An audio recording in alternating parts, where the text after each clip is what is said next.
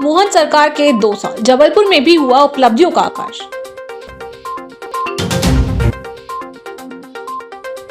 नगर निगम की लोक अदालत में टेक्निकल फॉल्ट, टैक्स जमा करने वाले परेशान।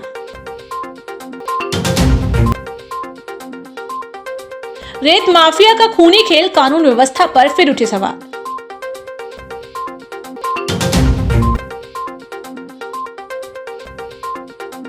टैक्स वसूली अभियान तेज, करंट शूज की 4 दुकानों पर नगर निगम का ताला।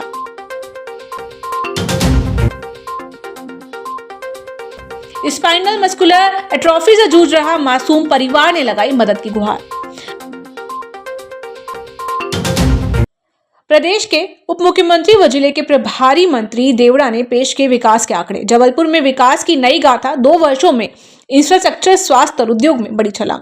समग्र विकास की दृष्टि से जबलपुर जिले के लिए विगत 2 वर्ष अत्यंत उपलब्धि भरे रहे। मुख्यमंत्री डॉक्टर मोहन यादव की सरकार ने जिले के विकास को हमेशा प्राथमिकता दी है। इन वर्षों में सड़कों और इंफ्रास्ट्रक्चर से लेकर शिक्षा, स्वास्थ्य और सामाजिक कल्याण के क्षेत्रों में कई महत्वपूर्ण कार्य किए गए। श्री देवड़ा ने कलेक्टर कार्यालय सभागार में जिला विकास सलाहकार समिति की बैठक के बाद मीडिया से बात की। इस अवसर पर सभी विधायक व अधिकारी मौजूद रहे। और इसके यशस्वी मुख्यमंत्री डॉक्टर मोहन यादव जी के कार्यकाल 2 साल का कार्यकाल पूरा हुआ है। इसके लिए आप सभी को और प्रदेशवासियों को बहुत बहुत बधाई और शुभकामनाएं। सफलतापूर्वक 2 साल का कार्यकाल पूरा हुआ है, इसलिए निश्चित रूप से मुझे लगता है कि सर्वस्पर्शी और सर्वोन्मुखी जो विकास हुआ है वो जनता के सामने है और जनता ने जो विश्वास किया था उस विश्वास पर सरकार खरी उतरी है। जबलपुर नगर निगम में लगी लोक अदालत में टैक्स जमा करने पहुंचे नागरिकों को भारी परेशानी का सामना करना पड़ा। ऑनलाइन सिस्टम ठप होने के कारण टैक्स जमा नहीं हो पा रहा था। नागरिकों ने मौके पर मौजूद अधिकारियों से इसकी शिकायत की। अधिकारियों ने तकनीकी खराबी बताते हुए जल्द सिस्टम चालू कराने का आश्वासन दिया। आज राष्ट्रीय लोक अदालत है, सभी विषय इसमें समाहित हैं। नगर निगम की ओर से भी सभी सम्मानीय करदाताओं से आग्रह किया गया है कि लोक अदालत में जो भी अधिभार में छूट दी जा रही है उसका अधिक से अधिक लाभ उठाएं और सम्मान के साथ सभी की व्यवस्था की गई है। पानी की, चाय की, बैठने की व्यवस्था। यदि कोई तकनीकी त्रुटि भी आ रही है तो टेक्निकल टीम भी रेडी है।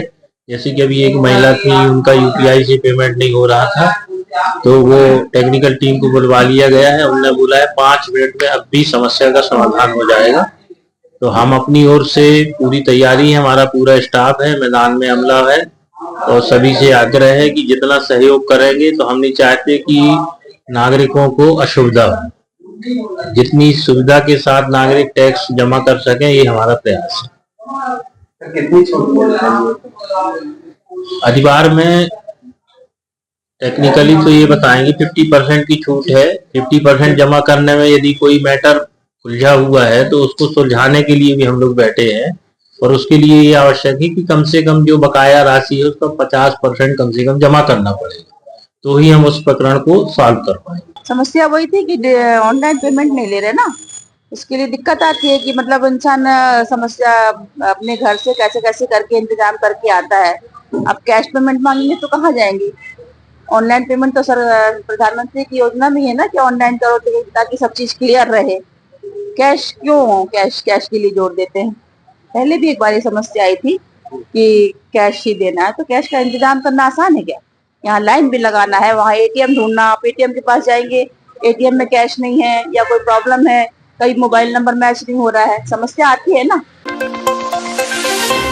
जबलपुर की घटना ने पूरे प्रदेश में रेत माफिया की निरंकुशता को उजागर कर दिया है। खितौला थाना क्षेत्र में रेत कारोबारी धर्मेंद्र सिंह ठाकुर उर्फ चिंटू की दिन दहाड़े गोलियों से हत्या कर दी गई। बताया जा रहा है कि पुरानी रंजिश के चलते आरोपी ने पहले भी हत्या का प्रयास किया था और सजा के बाद दोबारा वारदात को अंजाम दिया। घटना का वीडियो सामने आने के बाद इलाके में हड़कंप मच गया और लोगों ने चक्का जाम कर प्रदर्शन किया। सवाल ये है कि लगातार वारदातों के बावजूद रेत माफिया पर सरकार और सिस्टम अंकुश क्यों नहीं लगा पा रहे। जैसे कि आप सब जानते हैं, कल थाना खिलौना अंतर्गत एक घटना हुई थी जिसमें एक युवक जो है उसको 2 युवकों ने, एक युवक जिसका नाम चिंटू धर्मेंद्र कहा जाता है, उसको 2 लोगों ने गोली मारकर उसकी हत्या कर दी थी। जैसे ही ये घटना हुई तो तत्काल पुलिस ने इसमें एक्शन लिया और तत्काल मौके पर पुलिस पहुंची और अपनी कार्रवाई को प्रारंभ किया और वरिष्ठ अधिकारियों ने संज्ञान लेते हुए इसमें टीमों का गठन किया गया, जो कि जो फरार आरोपी है उनकी तलाश तलाशी के लिए रवाना हुई थी। और इसी क्रम में हमारी एक टीम को सफलता मिली और जो हमारे 2 आरोपी हैं उनको टीम ने गिरफ्तार किया और उसके बाद उन्हें उसको माननीय न्यायालय पेश किया। जबलपुर में नगर निगम ने बड़े करदाताओं से वसूली की मुहिम तेज करते हुए सख्त कार्रवाई शुरू कर दी है। लगातार नोटिस देने के बावजूद टैक्स जमा नहीं करने पर शनिवार सुबह करण शूज से संबंधित 4 दुकानों को सील कर दिया गया। निगम के राजस्व अमले के मुताबिक करण सेल्स और करण विनायक ट्रेडर्स सहित अन्य प्रतिष्ठानों पर यह कार्रवाई की गई। दुकानों पर बकाया टैक्स के साथ पेनाल्टी भी आरोपित की गई है। नगर निगम ने स्पष्ट किया कि अभियान आगे भी लगातार जारी रहेगा। चौक में ये जो मयूर होटल के आजू बाजू में जो 18 दुकानें हैं, एक्चुअली ये दुकानें हैं ट्रस्ट के नाम पे। तो जब हमारे राजस्व विभाग के जो कर्मचारी हैं नोटिस देने आते हैं तो कोई नोटिस लेता नहीं। तो मई और जून में हम लोगों ने नोटिस यहाँ पे सर्व करने की कोशिश की, नोटिस किसी ने रिसीव नहीं किए। तो छोटे कर्मचारी हैं वो कहीं चस्पा करके चले गए होंगे। दुकानदार सब सम्मानीय है, उनको शायद जानकारी नहीं है। तो अभी बीच में ये संज्ञान में आया कि ट्रस्ट में कोई बचा नहीं केयर टेकिंग वाला। तो हम लोगों का इंटेंशन यही था कि दुकान बंद करेंगे यदि तो शायद ये दुकान वाले ट्रस्ट वालों को किसी को पकड़ के लाएं, कोई सामने आए पैसा जमा करने के। ये दुकानों की अलग अलग आईडी खुली नहीं कि हम एक एक दुकान का अलग कर सके। पर अभी बीच में दुकानदारों ने खुद बताया कि वो लोगों ने अलग अलग भी पैसे जमा किए हैं बीच बीच में, वो सब एक आईडी में दिख रहा है। तो ये है कि हम लोग अब इन सब दुकानदारों को बैठा के इन लोगों ने जो पैसा जमा किया है उसका हिसाब लेंगे अलग अलग दुकान का, और जो बैलेंस बचता है तो वो दुकान वाइज फिर हम लोगों से लेना चालू करेंगे और दुकानदार सब देने को तैयार हैं। उप मुख्यमंत्री एवं जिले के प्रभारी मंत्री श्री जगदीश देवड़ा ने शनिवार को जबलपुर प्रवास के दौरान 1 करोड़ 80 लाख रुपए की लागत से बनने वाले गोरा बाजार पुलिस थाना के नए भवन का भूमि पूजन किया। इस अवसर पर आयोजित कार्यक्रम को संबोधित करते हुए उन्होंने कहा कि आधुनिक और सुव्यवस्थित थाना भवन से पुलिस की कार्य क्षमता बढ़ेगी और आम नागरिकों को बेहतर सुविधाएं मिलेंगी। कार्यक्रम में महापौर श्री जगत बहादुर सिंह अन्नू, विधायक अशोक रोहाणी, विधायक डॉक्टर अभिलाष पांडे, विधायक संतोष वरकड़े, भाजपा प्रदेश कोषाध्यक्ष अखिलेश जैन, नगर अध्यक्ष रत्नेश सोनकर, जिला अध्यक्ष राजकुमार पटेल, नगर निगम अध्यक्ष रिंकू विज, पूर्व मंत्री शरद जैन, सुभाष तिवारी, रानू सहित अन्य जनप्रतिनिधि उपस्थित रहे। कलेक्टर राघवेंद्र सिंह एवं पुलिस अधीक्षक संपत उपाध्याय भी कार्यक्रम में मौजूद थे। उप मुख्यमंत्री श्री देवड़ा ने कहा कि नए थाना भवन के निर्माण से क्षेत्र में कानून व्यवस्था को और अधिक सुदृढ़ किया जा सकेगा तथा पुलिस और जनता के बीच समन्वय बेहतर होगा। आप सबको जैसा कि विदित है कि मध्य प्रदेश भारतीय जनता पार्टी की सरकार और यशस्वी मुख्यमंत्री डॉक्टर मोहन यादव जी के कार्यकाल को 2 वर्ष पूर्ण हुए हैं। सफलतापूर्वक 2 वर्ष पूरे हुए। इसके लिए आप सभी को और प्रदेशवासियों को भी मैं बहुत बहुत बधाई और शुभकामनाएं देता हूं। संपन्न होगा तो पैसा जनरेट होगा, बाजार में जाएगा और ये सारा हमारा जो आर्थिक दृष्टि से मजबूती आना है, जो देश हमारा आर्थिक दृष्टि से मजबूत होगा तो वो इसी से होगा। ये पहले नहीं किया, इसलिए कर्जा अगर लिया है तो समय पर उसको चुका रहे हैं, समय पर ब्याज दे रहे हैं। कर्जा लेना और बजट का आकार बढ़ना, इसकी तुलना करना मुझे लगता है न्याय संगत नहीं है। स्पाइनल मस्कुलर एट्रोफी से जूझ रहा मासूम परिवार ने लगाई मदद की गुहार। जबलपुर की रहने वाली संध्या चक्रवर्ती के 5 साल 4 महीने के बेटे ऋषि चक्रवर्ती को स्पाइनल मस्कुलर एट्रोफी जैसी गंभीर बीमारी है। 9 महीने की उम्र से जबलपुर, नागपुर और मुंबई में इलाज के बाद मुंबई के नायर हॉस्पिटल में बीमारी की पुष्टि हुई। डॉक्टरों के मुताबिक इस बीमारी की दवा केवल अमेरिका से आती है, जिसकी कीमत करीब 2 करोड़ 4 लाख रुपए बताई जा रही है। दवा न मिलने की स्थिति में बच्चे की जान को गंभीर खतरा है। दिव्यांग पति और कमजोर आर्थिक हालात के चलते परिवार हर जगह मदद की अपील कर रहा है।